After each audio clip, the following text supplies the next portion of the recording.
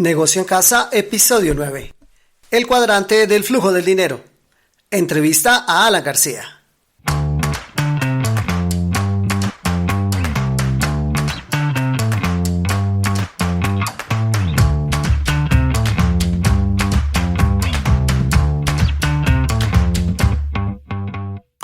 Buenos días a todo el mundo y bienvenidos al podcast Negocio en Casa, el podcast en donde cada lunes comenzamos la semana explorando todos los recursos para ser emprendedores, mentalidad, filosofía, negocios, tecnología, productividad, finanzas, estilo de vida y mucho más, porque creemos que la vida sin jefes es mejor.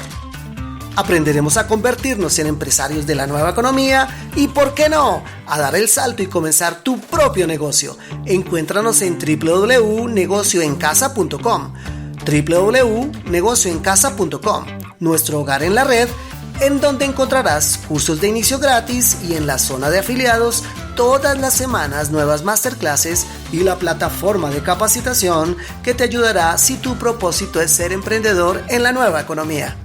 Ingresa ya a www.negocioencasa.com y obtén más información. Y vamos a comenzar la mañana y la semana con un delicioso té verde sabor de durazno acompañado con concentrado de aloe y un poco de fibra.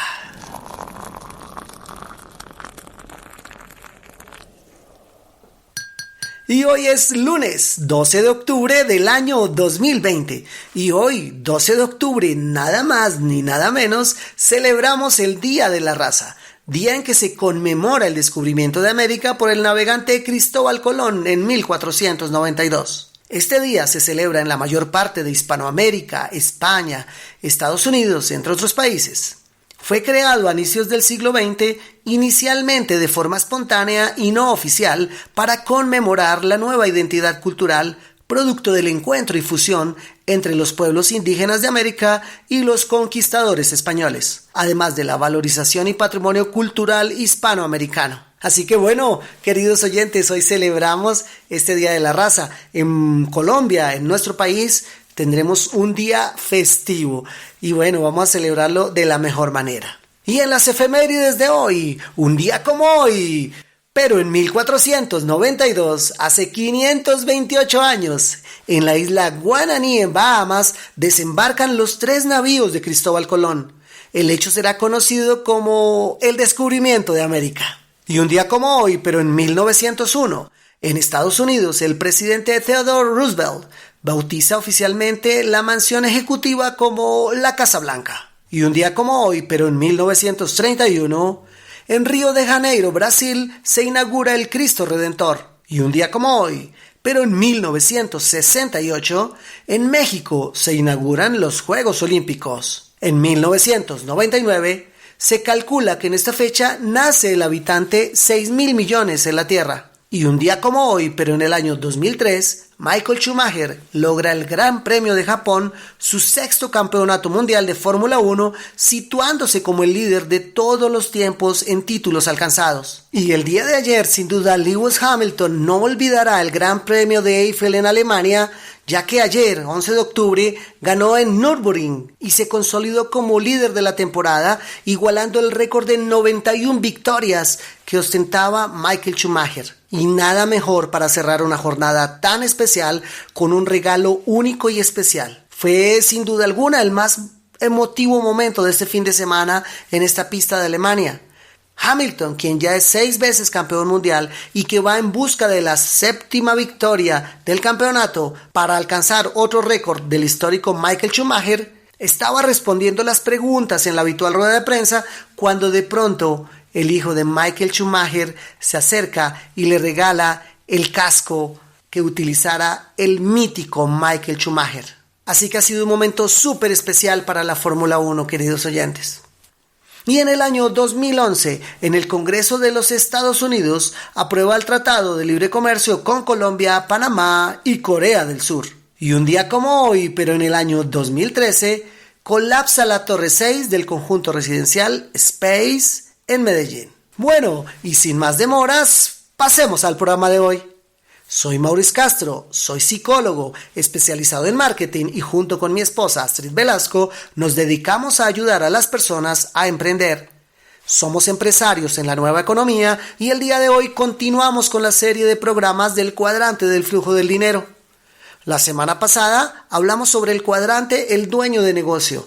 Definimos qué lo caracteriza y cómo una persona que se pueda considerar dueño de negocio posee un sistema que lleva productos o servicios al mercado sin que su presencia sea necesaria para que el producto llegue a los consumidores. Es decir, ha logrado un flujo que lo lleva a que el dinero llegue en forma constante y permanente usando el apalancamiento. Y hoy, como lo dijimos la semana anterior, vamos a tener un invitado en nuestro programa. Él es Alan García. Les cuento, Alan García intentó ser independiente en el mundo tradicional para encontrarse con proyectos en donde no lograba un sistema de apalancamiento y en donde todo giraba en torno a su presencia, al estilo de un autoempleo.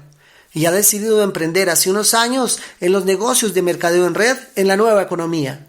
Y hoy es un verdadero dueño de negocio. Hoy por hoy sigue ampliando su negocio a través del sistema que ha logrado consolidar junto con su esposa. Escuchemos pues a Alan García. Bueno, muy bien, bienvenido al podcast. Alan, ¿cómo estás? Hola Maurice, ¿qué tal? Muy bien, muchísimas gracias. Gracias por aceptar la invitación a nuestro podcast. Realmente venimos en la serie del cuadrante del flujo del dinero que ha causado bastante sensación entre nuestros oyentes, así que teníamos la promesa de tener hoy una persona para ejemplificar nuestro cuadrante del dueño de negocio. ¿Y quién mejor que tú, Alan, que junto con tu esposa has construido un negocio muy, muy importante que les permite la libertad? Pero bueno, claro, te conocemos, nosotros sabemos quién eres, pero cuéntanos un poco y cuéntale especialmente a la audiencia quién eres, de dónde vienes y bueno, un poco de ti. Gracias, Mauri, ¿no? Y felicitaciones por el programa porque lo he estado escuchando, súper interesante y también me ha hecho a mí caer en cuenta de nuestros principios y bueno, claro que sí, es un placer poderles contar. Yo normal, una persona común y corriente de un barrio popular, de una familia numerosa, donde las oportunidades son limitadas. Nosotros venimos de una familia de 8 hermanos, papá y mamá, y donde mi papá siempre fue el que se dedicó a trabajar fuerte, mi mamá también trabajaba en algunos momentos, pero siempre estuvo al cuidado de sus hijos. Y una de las frases que nos decía mi papá es: mijo, estudie porque es lo único que le vamos a dejar. Crecimos con esa frase y era con el afán de terminar el bachillerato con el fin de aportar algo de dinero porque era una familia numerosa para ayudar al sostenimiento de la casa. Entonces mi papá tenía ese afán de decirle a todos los hijos: bueno, estudie rápido, salga a conseguirse un trabajo, necesitamos que aporte, mire que usted ya tiene 17, 18 años y ya no le puedo pagar universidad. Al final como el mensaje de mi papá era: si usted quiere estudiar, le toca que trabaje para podérselo pagar. Ese fue el mensaje con el cual crecimos todos, porque mi papá fue una persona seguramente responsable, trabajadora, nunca nos faltó nada, pero por supuesto crecimos en medio de muchas limitaciones, como puede ser de una familia de clase media-baja, donde solamente el ingreso dependía de una persona. Estos fueron nuestros comienzos y una vez yo terminé el bachillerato también salimos a buscar empleo. Claro, es como lo que nos tocó a muchos, ¿no? Es decir, es como la realidad latinoamericana y bueno, para la audiencia, pues Alan está en la ciudad de Bogotá, pero muchas personas en cualquier latitud de nuestros países, me imagino, se identifica porque a muchos nos tocó vivir exactamente lo mismo, ¿no? Y más en una familia numerosa, Alan, porque pues me imagino que el tema económico no es fácil, especialmente, bueno, si hoy en día no es fácil con 2, 3 hijos, imagínate con 8. Sí, yo creo que mi papá y mi mamá hacían maravillas con el poco ingreso que teníamos, porque sostener de hecho, 7 hombres, una mujer, y los hombres comemos más, gastamos más ropa, tenemos otra cantidad de exigencias, y bueno, mi papá y mi mamá hacían maravillas con el tema del dinero, y nuestra filosofía era salir inmediatamente a buscar algún tipo de actividad económica, algo que nos permitiera generar. Pero lo curioso es que en el medio en el cual estábamos nosotros, en el barrio, la situación de nuestros vecinos, de nuestros mismos habitantes del barrio, era la misma.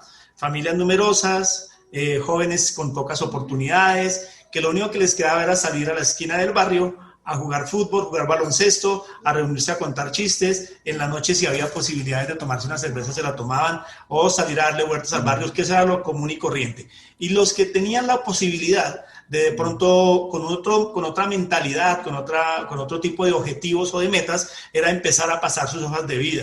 Y eso fue lo que yo hice. Yo empecé a preguntar con amigos, oiga, necesito trabajo, ya salí del bachillerato, y alguna persona me recomendó, y así fue como yo empecé mi vida laboral. Empecé a trabajar como mensajero, y ahí como que ya uno dice, bueno, ya estoy en otra posibilidad, ya estoy en otro ambiente, y ya con un ingreso decidí empezar una carrera universitaria, ¿no? Claro, el paradigma de no solo quedarse ahí, sino buscar ese empleo, pero para continuar la formación.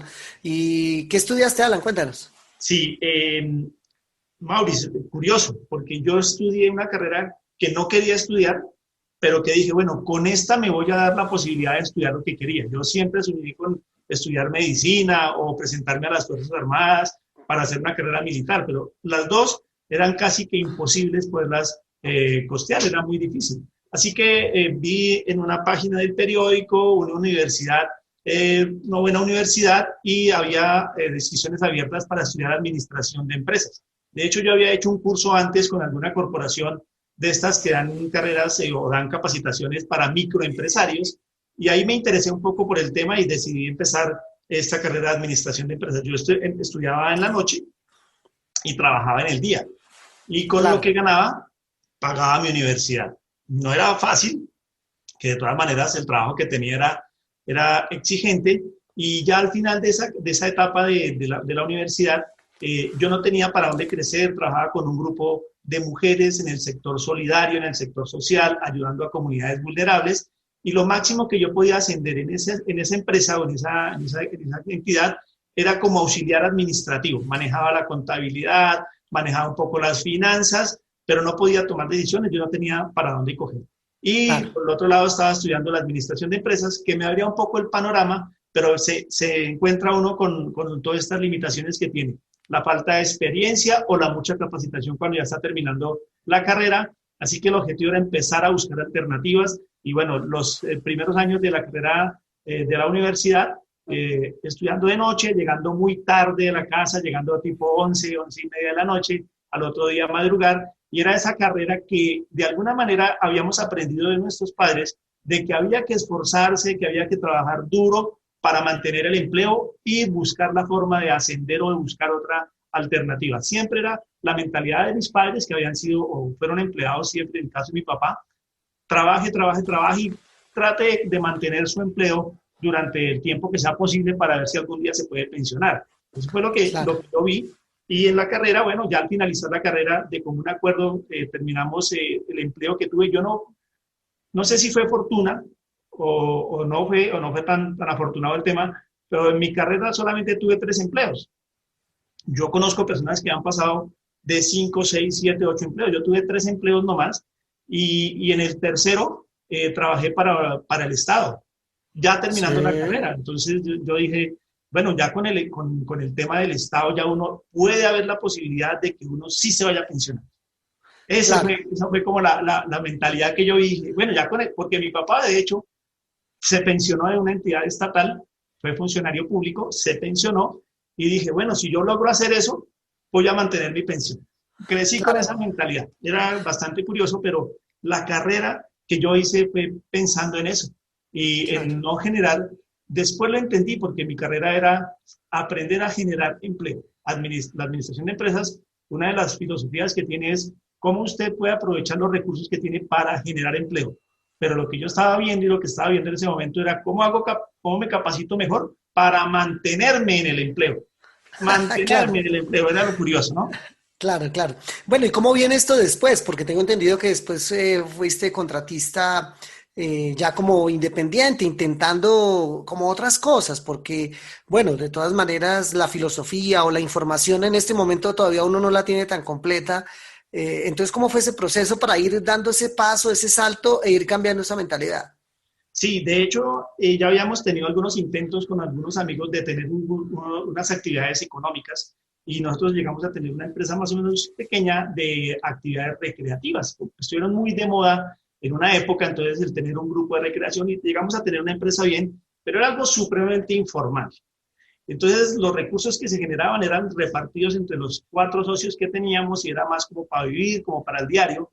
La empresa llegó a crecer en algún momento, pero yo ya no me vi en ese plan y por eso decidí. Cuando nosotros llegamos a hacer, ya había cambiado un poco el sistema, ya había cambiado un poco la situación personal, porque yo ya estaba casado, me había conocido con mi esposa unos años atrás, habíamos hecho unos planes, como lo que uno piensa cuando está recién casado, de su casa, su apartamento, todo este tipo de cosas, y empezamos a tener como un pequeño ahorro para lograr pagar la cuota inicial de un apartamento y cosas así por el estilo.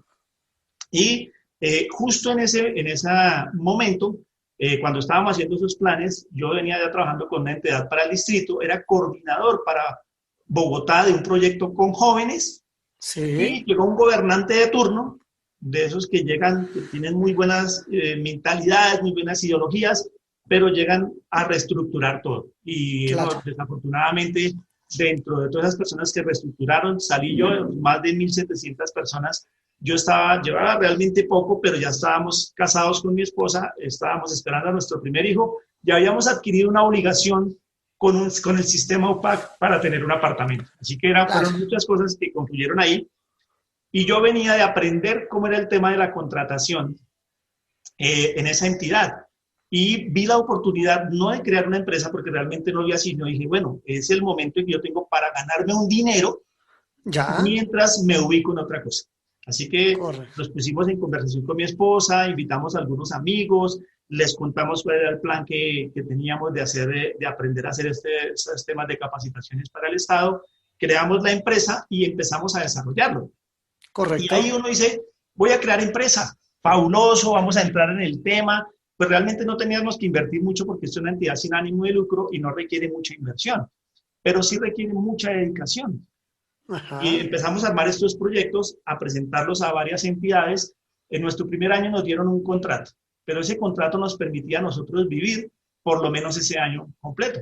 Fue un contrato interesante y lo curioso es que cuando uno tiene empresa, uno es el dueño, pero también es el responsable de todo.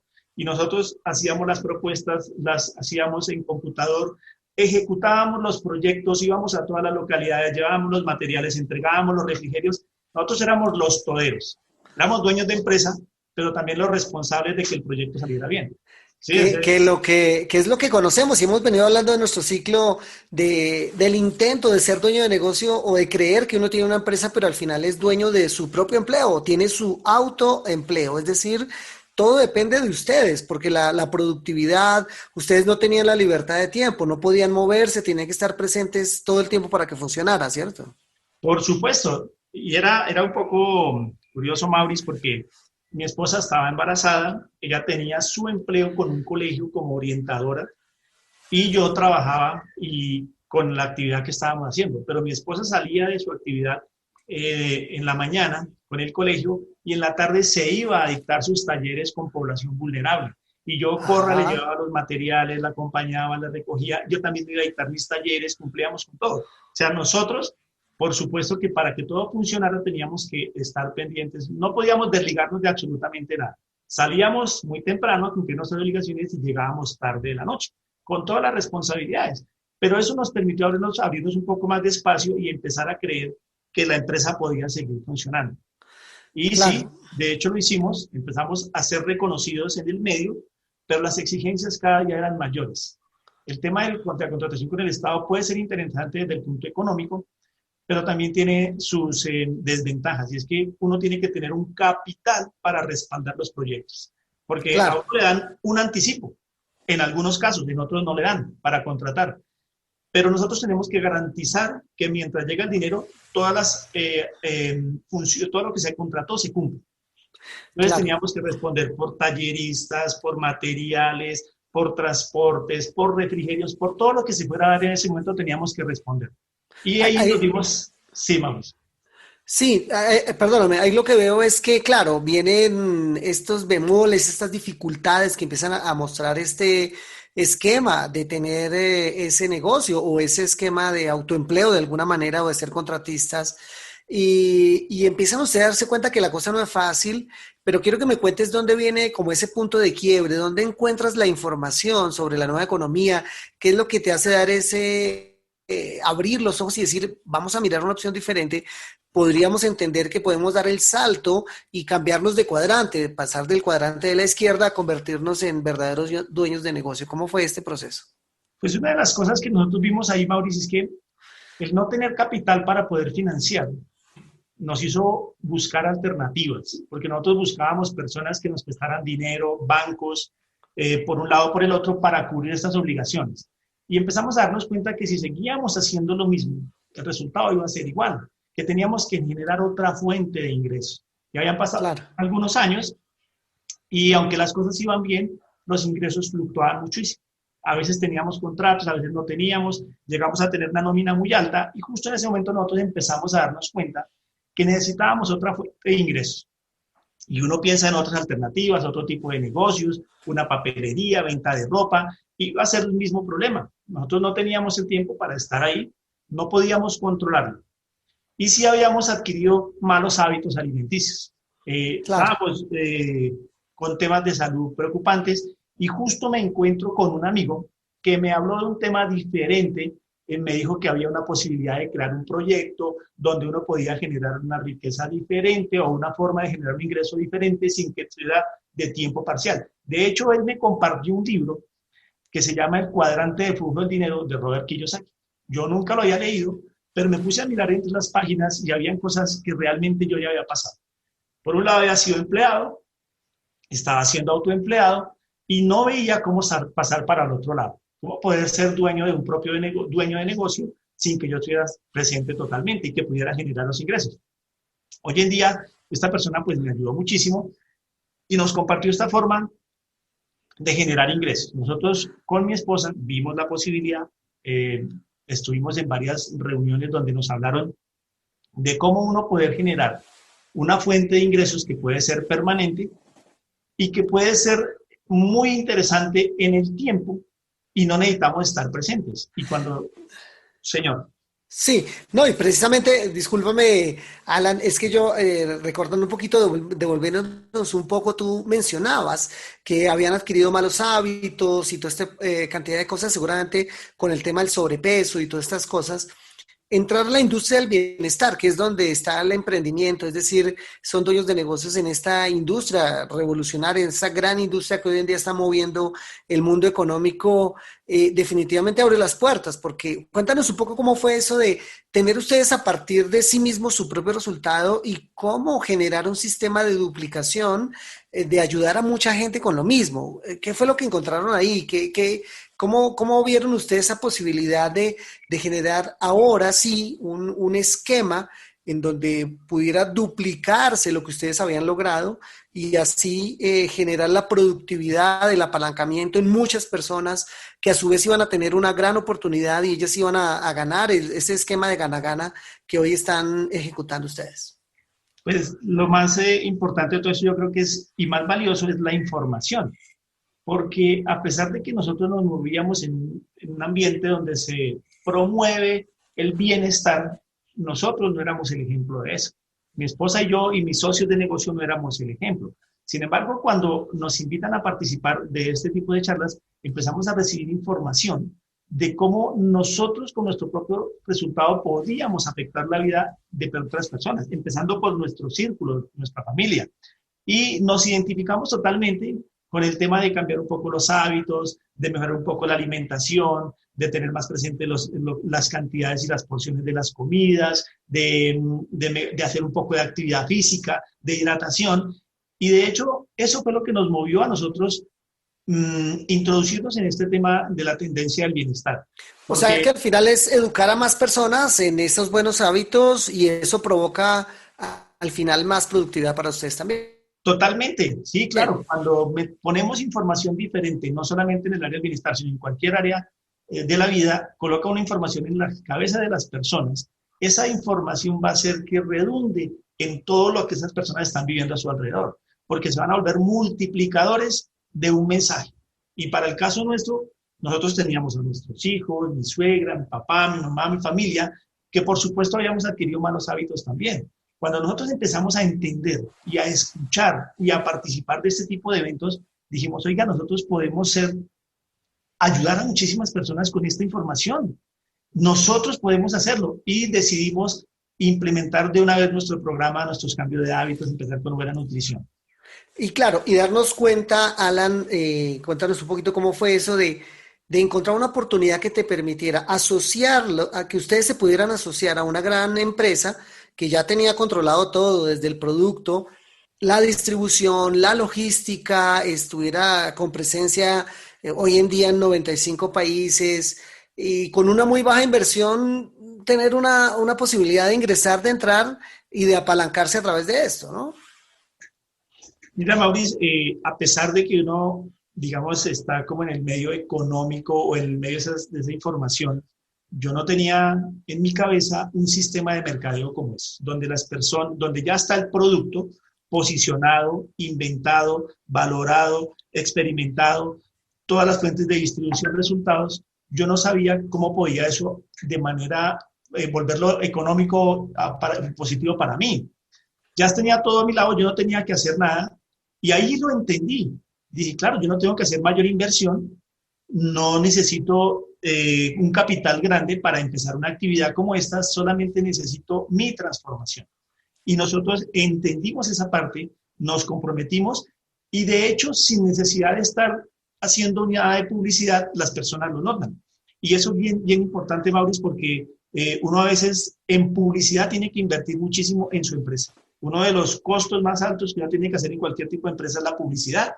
Y nosotros nos dimos cuenta que la única publicidad que teníamos que hacer era nuestro resultado transformador, no era más. Y nos comprometimos los primeros 3 meses con mi esposa, tuvimos un resultado y a los 2 meses ya habían personas que nos estaban preguntando. Y cuando a uno le preguntan qué estás haciendo y uno tiene la respuesta en sus manos, hay una oportunidad de generar ingreso.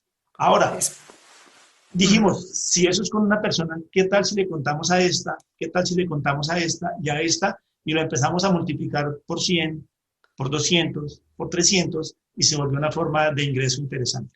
Excelente, y encontraron la posibilidad de convertirlo en un sistema de duplicación que ha sido espectacular. Bueno, en el proceso sé que ustedes dejaron su otro emprendimiento para dedicarse de tiempo completo a su nuevo negocio en el mercadeo en red y hoy son súper exitosos, así que de verdad, Alan, cuéntanos un poquito de ese cierre, de ese otro proceso, de cómo es la vida de ustedes hoy, de la libertad que viven y de ese negocio que continúa en crecimiento y la vida familiar que tienen hoy.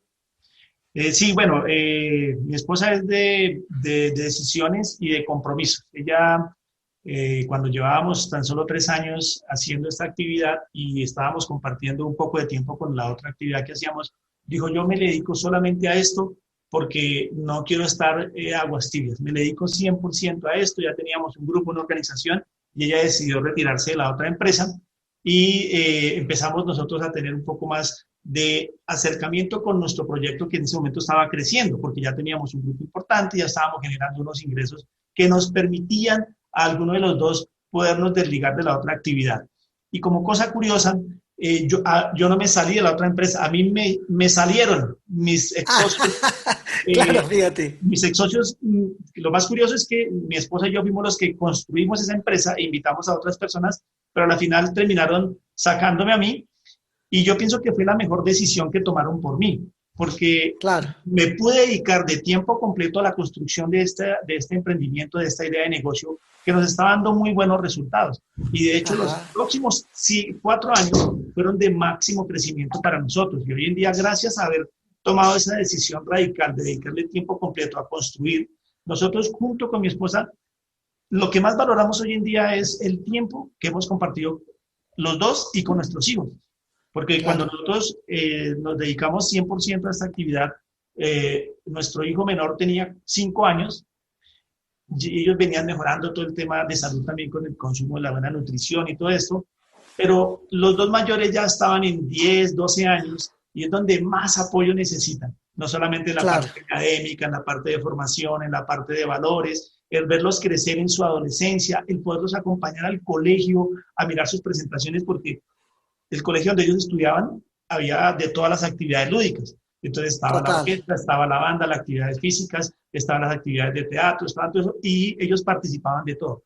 Pero nosotros como padres tuvimos siempre la posibilidad de estarlos acompañando.